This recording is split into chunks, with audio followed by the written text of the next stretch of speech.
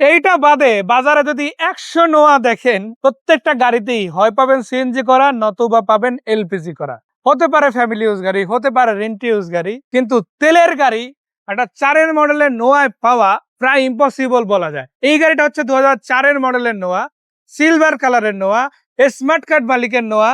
মানে নাম ট্রান্সফার যদি এসে গাড়ি দেখেন পছন্দ হয়, ডিল হওয়ার সাথে সাথেই করে দেওয়া সাথে সাথে যার নামে গাড়ির কাগজ সে হাজির হয়ে নাম ট্রান্সফার করে দেওয়া হবে ইনশাআল্লাহ। আজকে বলবো আপনাদের স্বপ্ন পূরণের বাহন নিয়ে ইনশাআল্লাহ। স্বপ্ন পূরণের গাড়ি, রাজকীয় গাড়ি, রাজকীয় ভিতরে ইন্টেরিয়র হাজারকে এক পিস এরকম দেখাইতে পারবো না, এরকম বলা যায়। এত ফ্রেশ আছে ইনশাআল্লাহ। যেমন হেডলাইট ব্যাকলাইট সব অরিজিনাল আছে।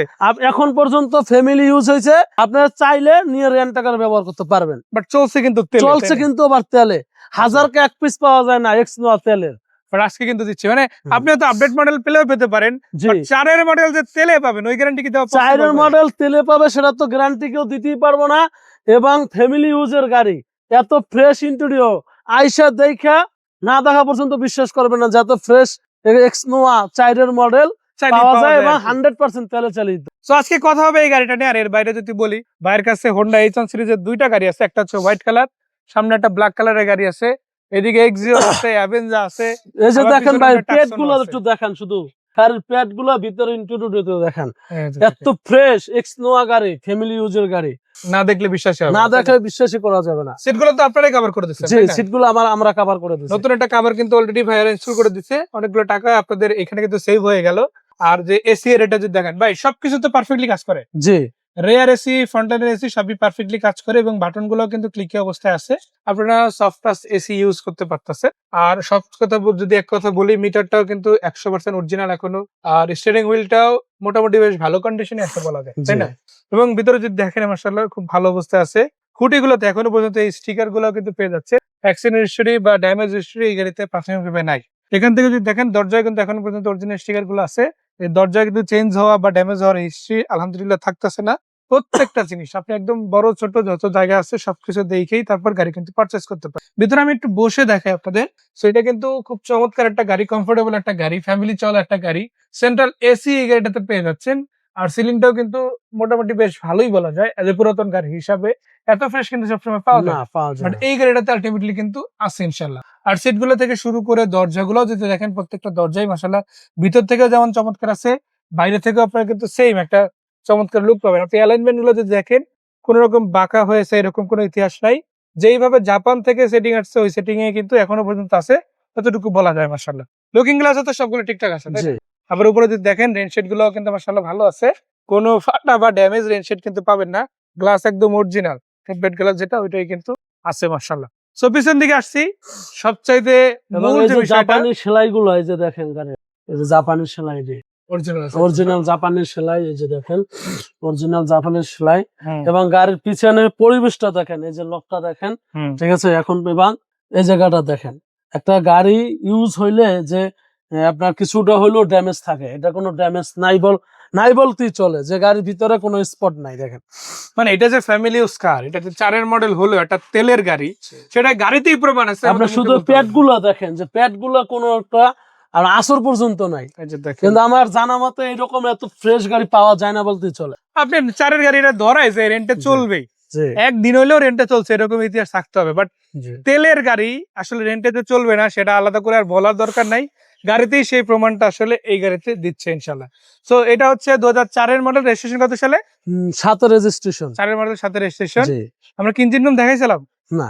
তাহলে একটু বনেটটা খুলেন, ইঞ্জিন রুমটাও দেখাই দেই। তেলের ইঞ্জিনটা আসলে ওভারঅল কেমন থাকতেছে সেটা আপনারা ইনশাল্লাহ সরজমিনে দেখে নিতে পারবেন। সো বনেটটা খুলে দিব, ইঞ্জিনিয়ারিটা দেখবো।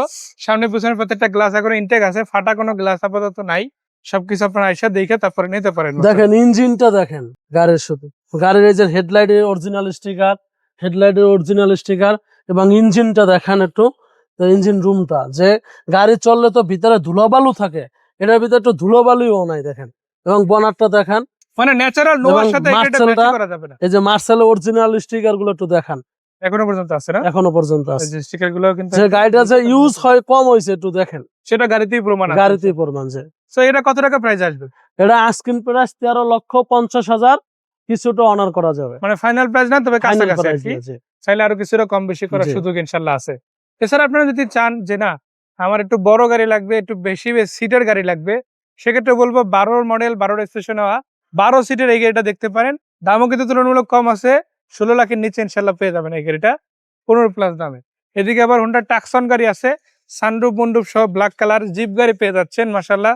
চাকা রিম থেকে শুরু করে A to Z অরিজিনাল কন্ডিশনে আছে, তেলের গাড়ি। এটাও কিন্তু অনেক কম দামে পাবেন। এটার প্রাইসও আপনার যদি আমি গতানুগতিক ভাবে বলি আপনার হাতের মধ্যেই আছে, ওই বা এইচন 12 মডেল যেটা বলছো এটার প্রাইজের আশেপাশে, আর একটু কম হবে এটার প্রাইস।